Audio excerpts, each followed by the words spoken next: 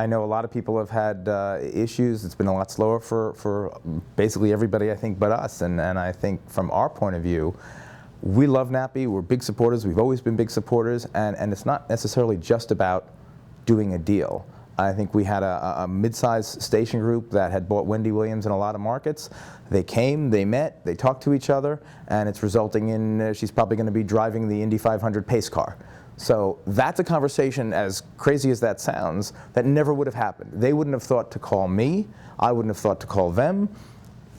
And now it's going to be a big deal in Indianapolis. It's just because people are together and people are in one place and stuff happens. And that's why we think this is so worthwhile. It's because there's 10 of those things that happen. I think the local markets are down 20, 30%. It's quite serious. Having said that, I think that our company, when Morton and I partnered 5 years ago, we didn't build the company hoping that there would be a recession in 5 years. There has been, and because of how we've built it, we're perfectly positioned for this right now. The kind of shows we have, we produce shows for less, we target specific audiences. Those shows are priced and built to be profitable at levels that the stations can afford. The studios are not. That's, at the moment, a competitive advantage. I'm sure the market will adjust on the studio side as well as the stage. You know, because the economy is bad and because sales are down, you can curl up in a ball and not do anything or not buy anything or start triple running shows. I think you still have to move forward. You do need to be conscious of price. You can't just go spend whatever it is on whatever show you're trying to buy. That there's no silver bullet it's going to solve everything. I think as they look forward, their deals need to be more flexible. They're not going to be doing 5-year deals or 2-year deals off of a 5-minute tape that lock them in at really high prices.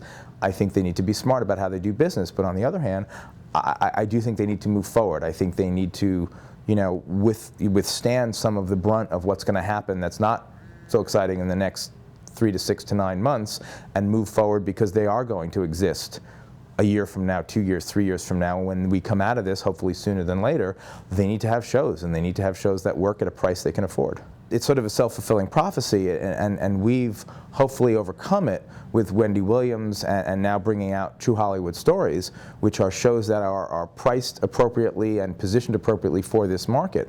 The truth is the studios aren't coming out with stuff. I mean, Sony is distributing Dr. Oz, and I think that has a great shot. But other than that, there isn't really anything new that's compelling that people are saying, well, we're excited about that. And that's because the studios look at the business in a different way than we do, and they have a different price point. So if the market can't support product to be produced at their price point, they don't do it.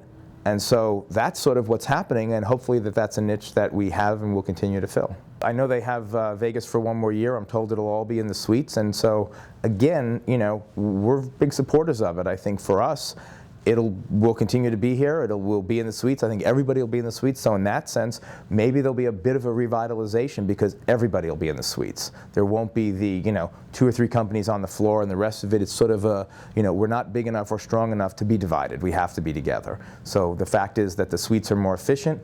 Everybody's in the suites, and hopefully everybody pulls together and we start to turn around.